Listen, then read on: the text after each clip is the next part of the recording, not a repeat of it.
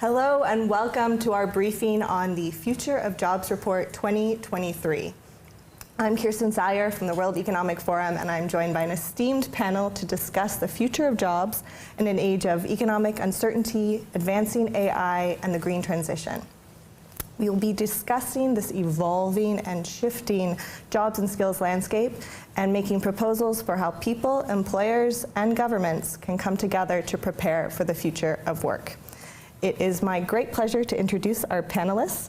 We have Sadia Zahidi, Managing Director at the World Economic Forum, Sue Duke, Head of Global Public Policy at LinkedIn, Svenja Gudel, our Chief Economist at Indeed, and Shravan Goli, Chief Operating Officer at Coursera.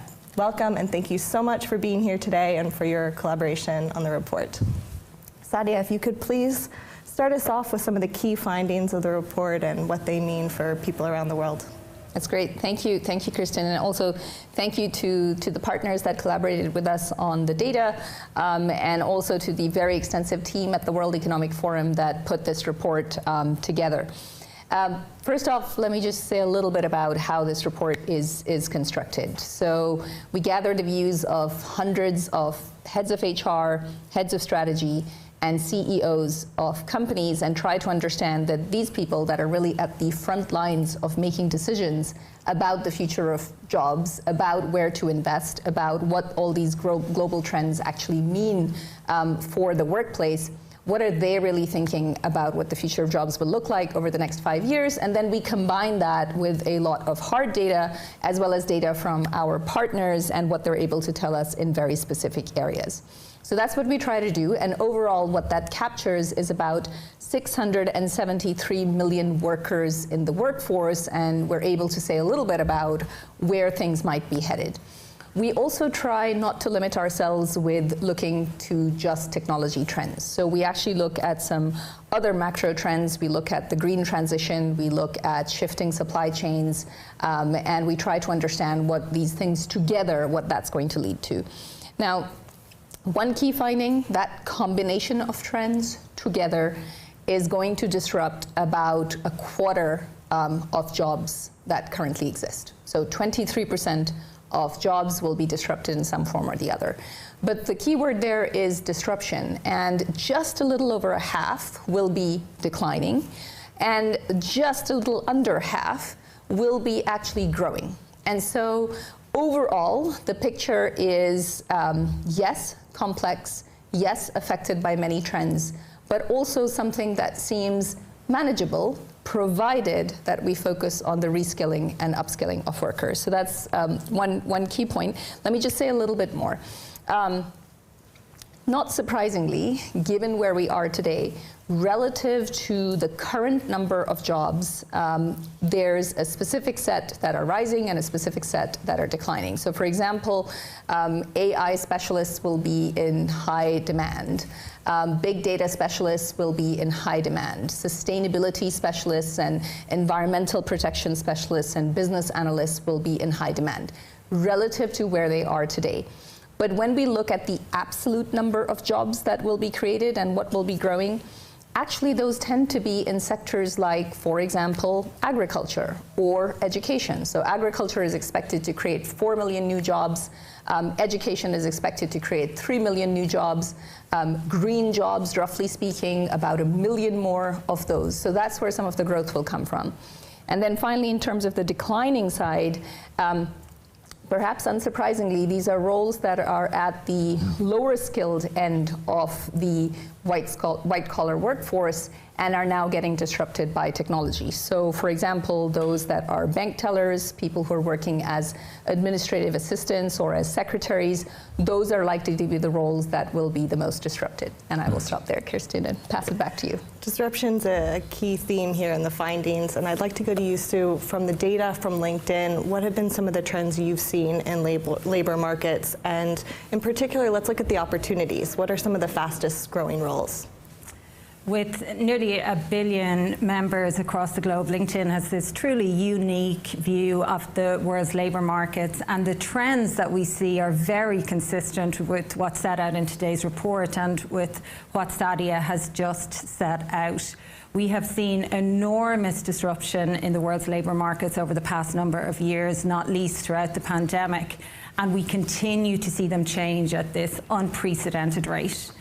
And it's those twin transitions of digital and of green that are the two biggest drivers of change and of job growth on our platform. Fully 40 of the top 100 fastest growing roles on our platform over the past 5 years have fallen into those two categories. First, that digital transition continues year after year to push those digital roles to the forefront. Just in the past 12 months, we see roles like cybersecurity engineers, business analytics managers, and AI engineers really coming through strongly, with a particular surge in generative AI. So just in the past 12 months, we have seen jobs mentioning GPT surge over 50% in that period. The second very clear trend, the future of work is green. The companies surveyed for today's report said it loud and clear, and we see that coming through just as strongly on our platform. Hiring for green jobs has outpaced hiring generally for 4 straight years in a row now, and 3 of the 10 fastest growing roles on our platform over that period are core green jobs. And while we see this tremendous growth in those core green jobs, there is an even bigger transformation happening in the broader economy. Traditional jobs, not green jobs per se, not in the green sector, those jobs are going green too. Over the past 5 years, jobs requiring green skills have grown 8% every year, and the vast majority of that growth is coming for jobs, again, not traditionally thought of as green. Some of the ones most in demand, jobs like fleet managers, data scientists, and health workers. And while we see workers responding to that demand, so the share of green talent on our platform is up 40% since 2015, we are nowhere near where we need to be to meet the scale and the speed of the demand that's coming our way. Today, 13% of the workforce has green skills. That means 7 out of every 8 workers has no green skills. And that means we need to start investing now and heavily to put the reskilling and upskilling programs in place that are going to equip workers with those green skills that we're going to need if we're going to meet this climate challenge. Thank you, Sue. So we've been talking about digital jobs, green jobs. I can turn to you, Svenja. What are social jobs, and what role are social jobs in this shifting labor landscape? Certainly, yeah. So when we looked at social jobs, we really considered 3 large categories: care, education, and healthcare. And we really tried to dig in there, and we saw some really interesting trends. Looking at Indeed data, we have job postings in many different countries, and we looked at 20 plus countries and really tried to see what are the trends coming out of the pandemic, even during the pandemic and then coming out of the pandemic. And interestingly enough, the initial growth that we saw in a lot of these social jobs, particularly in healthcare, extreme booming in terms of demand. So postings in a lot of countries for these types of jobs were up. And then we didn't see as much of a coming down of those jobs. So a lot of job postings still require or still listed for these care workers, healthcare, education, and on the care side, it could be childcare, so still a lot of daycare type of jobs, or elderly care jobs. And when you look at a job like a software developer, their demand for that type of or person is back to pre-pandemic levels. But for these social jobs, we're finding the demand is still quite elevated compared to pre-pandemic levels. And we do expect that to stay with us as we're an aging population in the US and a lot of other industrialized countries, and that's going to require a whole lot of care jobs and of course social jobs, particularly as we think about reskilling and what type of jobs the future holds for us. And then interestingly enough, despite that heavy demand for these types of jobs, the amount of time it actually takes to fill these jobs is quite high. So looking across the board, none of these social jobs are among the fastest to fill. Oftentimes it takes 2-3 times as long as the typical job to fill one of these social jobs, and of course their wages aren't always the highest either. So I think we've quite some work to do on that front, looking into the future to make sure these are good jobs, paid well, and as an employer, you're able to fill them relatively quickly to meet your needs. Thanks, Anya. That brings us to a theme that's been in all of our discussions so far underpinning this, which is the need for the skills that lead to these jobs. Shravan, if you could tell us a little bit more about this skills gap. The report found that the greatest barrier to business transformation is the skills gap. What is Coursera's data revealed about how we close that gap? Sure. First of all, Coursera is honored to partner with World Economic Forum and the esteemed partners here to work on this report, so we appreciate the opportunity. So when I think about the specific question around the skills, in general, I think while people without college degrees have been most impacted by these labor market disruptions, an interesting finding that we uncovered through Coursera data is that learners without college degrees are able to learn these critical skills required for some of these jobs of the future in about the same time frame as those with the degrees. So this is based on the learning data that we're observing, especially as it relates to these entry-level professional certificates that we have on our platform.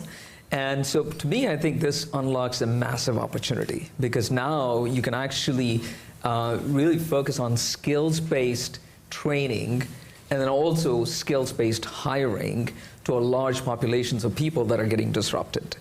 And so specifically when I think about the call to action is the coordination that needs to happen between the private and public sector to really focus on creating pathways.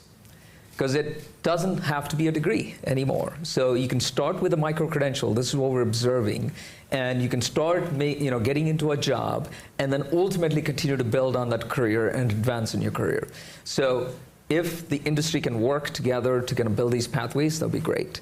Secondly, I think we also see a great opportunity between governments and higher education institutions to partner on the same.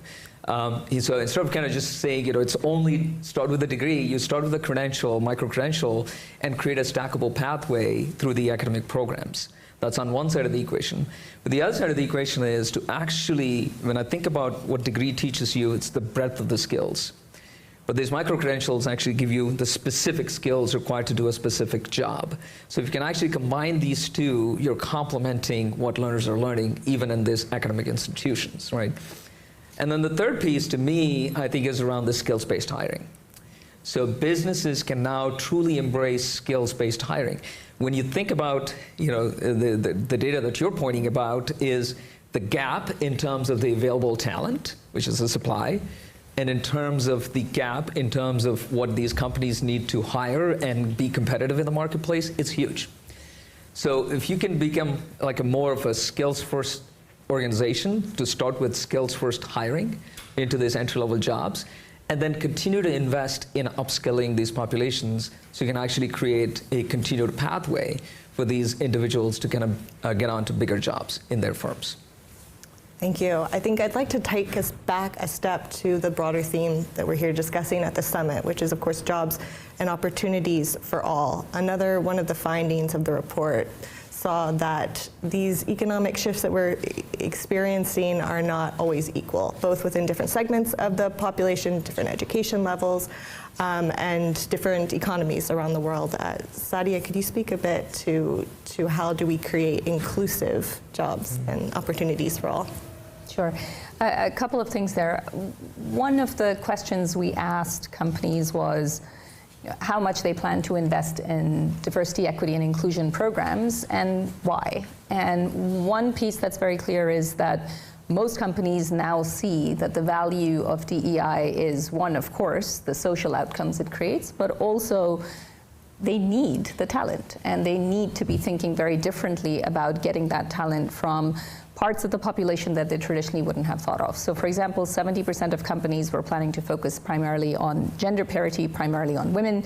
About 60-ish%, just over 60% were planning to focus on youth, and just over 50% were planning to focus on those with disabilities, and then there were smaller segments of those companies that were looking at other forms of diversity. A second element there is this skills-first approach, and we actually launched another report today in collaboration with PwC. And what we found there is that if companies were to take a skills-first approach and look at that mismatched population where the degree that they have studied for or the certification that they have doesn't actually reflect their real skill set, there could be a win of over 100 million people whose skills could be much better deployed in the workforce. And those are the ways in which companies are going to have to think about diversity and ensuring that inclusion is a big part of the future of work, looking at the actual skills and not at poorer signals for skills, which are often degrees or your previous experience, and second, looking at parts of the population that they traditionally would not have looked at. And this applies, of course, very obviously to advanced economies that have very tight labor markets, but equally so applies to developing countries, that many of which are in sort of a stalling of growth at present, and they're going to need innovation and creativity and ideas from all parts of the workforce if they're going to grow again. So for all those reasons, I think diversity and inclusion will have to be key for the future of growth. Thank you, Sadia. Let's now open it up to questions from our audience. If you could please just share your name and your organization. Hello, Julia Hobsbawm. I write the Working Assumptions column for Bloomberg, and I run the Nowhere Office research project. Really very, very interesting. Suzanne, I had a particular question for you really about the impact this is having on employee confidence and the levels of churn you're seeing in relation to what people assume job stability or job movement needs to be. Are people applying for more jobs, less jobs, different jobs, as well as the, are they aware that they need to get green, or are they just feeling that their jobs are actually a little bit imperiled? One of the really fundamental shifts that happened during the pandemic was what we saw workers asking themselves was not just questions that the pandemic put in front of all of us, which is where do I work and how do I work, but also why do I work? And we saw this real shift, particularly amongst younger workers, to focus on the purpose of work. And green is right at the heart of that. They are highly motivated to work for companies, to work for organizations, and to found companies themselves that prioritize the environment. We completed a survey just in the last couple of weeks of European workers, and over 1 in 4 workers across Europe say that their number one non-negotiable when choosing a company are the green credentials of that organization. So the appetite is there, the willingness to upskill and reskill is there, the pressure on companies to show that they are taking their green commitments extremely clear is there. Our job is to accelerate this transition and to put these reskilling programs in place to make sure we're getting those workers the right skills to do those jobs in a more sustainable way. If I can weigh in on, we also, for a joint report that Indeed did with its sister company Glassdoor, looked at how important DEI was to employees, and you could split that data by race, by are you married or not married, or whatever categorization you choose. The one that was most important was age, and we really found that particularly younger workers have a strong preference and make decisions. So they choose to either accept an offer or not even apply to a particular job based on how strong of a DEI presence a company has in the very fiber of that company. So do they have a diverse management or a set of managers, or the executive suite, how diverse are they? Do they care about, in their decision making, who they hire? Do they have certain rules when it comes to hiring around DEI? So all these things were particularly important for the workforce of tomorrow, if you will. And so I think it's not only necessary from the employer side of things, but also for the employee. Not only green jobs matter, but I think being socially conscious in general really matters. If I could just add to that, I think on top of it, when you're thinking, the question you're asking is ultimately, are you able to retain the talent? And are you able to attract them and also keep them? I think one of the most recent reports from Deloitte talked about 98% of the employers are retaining better when they're offering sort of these upskilling programs, and especially when it comes to high-performing talent. The other data point from that report was 55% of the companies are better equipped to deal with this rapid change and transformation that every company has to kind of undertake now to kind of face these disruptions, but also help their employees grow and demonstrate towards sort of this newer jobs as well. Any other questions? Yes, please. Hi, my name is Projal Ghatak. I run a company called OnLoop. Then we use generative AI to drive manager and team effectiveness, especially in a hybrid world. And my question was around what the data shows with regards to geography of jobs, especially through a combination of remote and hybrid work, as well as the fact that we can now use generative AI products to quickly upskill remote workers purely with English skills and not so much with programming skills. And what do we think that will do to the relative composition of jobs in developed countries versus developing countries?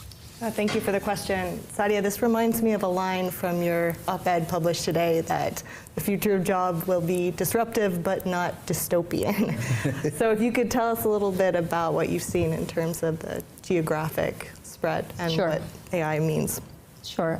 I think one piece that's definitely affecting the geography of jobs is the shifts in the nature of globalization that we're seeing currently, and the localization of production, of supply chains, is going to create a lot more jobs in certain parts of the world. But it's really those economies that actually grabbed that opportunity over the course of the last year.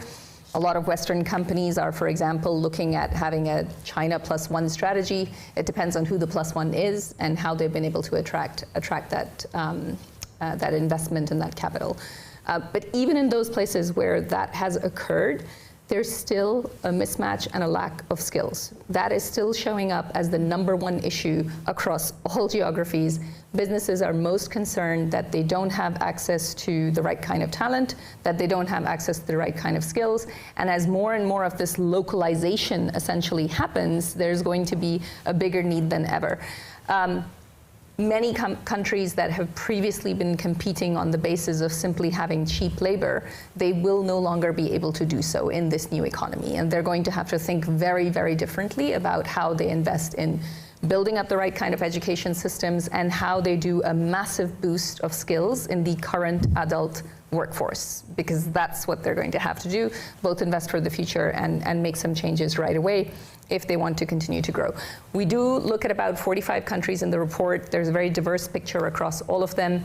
In some countries, definitely there's more of a demand for the AI and, broadly speaking, technology-related talent. In many countries, it is really about the green talent that's going to be in demand. In many countries, it is very much about those social jobs, and probably in the largest numbers. But maybe I'll just say one more word about this. Why the future of work need not be dystopian, just to go back to this point around proactive policymaking.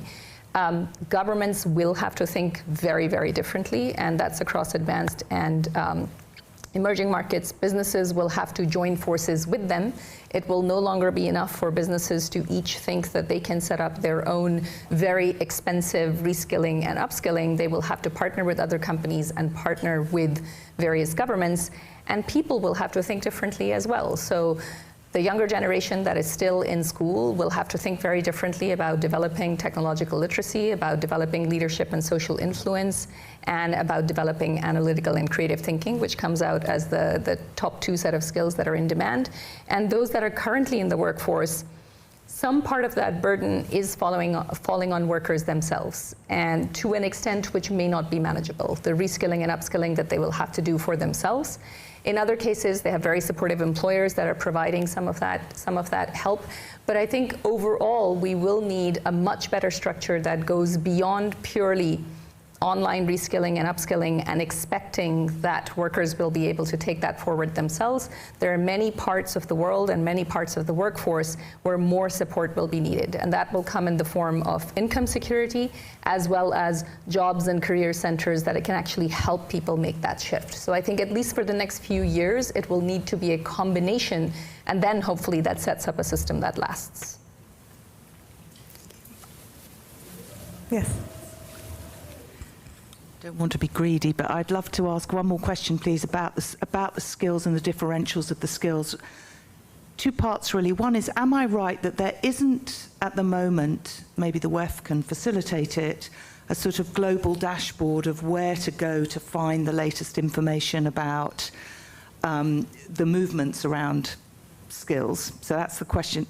First question is, what am I missing? And the second question is, the literacy around the skills, because there's really a difference, isn't there, between the technical skills you're describing, some of the AI, you know, a heat manager, and a different kind of skill, which is the soft skill.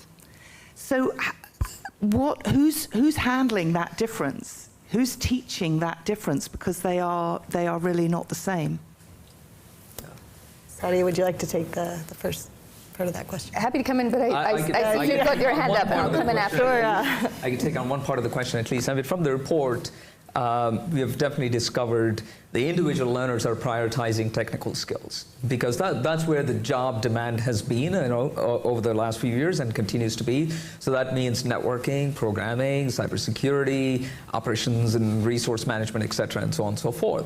But what we found through this survey from the employer perspective, with the rapid change and disruptions that are happening, they're looking for skills that are going to sustain the individuals through this change. And so that's where they're talking about human skills, kind of falling back on the things that AI could not essentially disrupt. And that's where resilience, agility, and leadership, analytical thinking, creative thinking, these are the ones that employers are starting to prioritize. No, but if I think about it differently, which is, I think the skills that individuals are prioritizing are definitely foundational at the end of the day to do some of these jobs.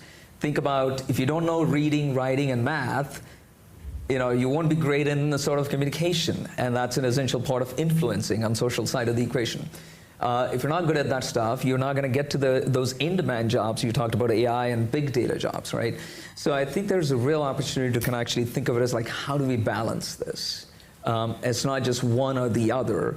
And to your point, Sadia, I think, you know, you have to go all the way down, all the way from the individuals that are going through different programs, but also I think the opportunity for campuses to start thinking about employability as a big part of it, and so that's technical skills. But look at this data, what employers are demanding. It's not just pure technical skills. They're also demanding these social skills. And I think the government has to kind of think of it the same way. I think there's a real opportunity to converge all of these different avenues. And actually, to your point, like actually providing this sort of the insights, what's in demand from the industry, what are the kinds of jobs emerging, is kind of industry participating in actually creating some of these micro-credentials to teach those skills, as well as academics really enhancing that, can actually provide pathways for governments to create employment on a wider scale.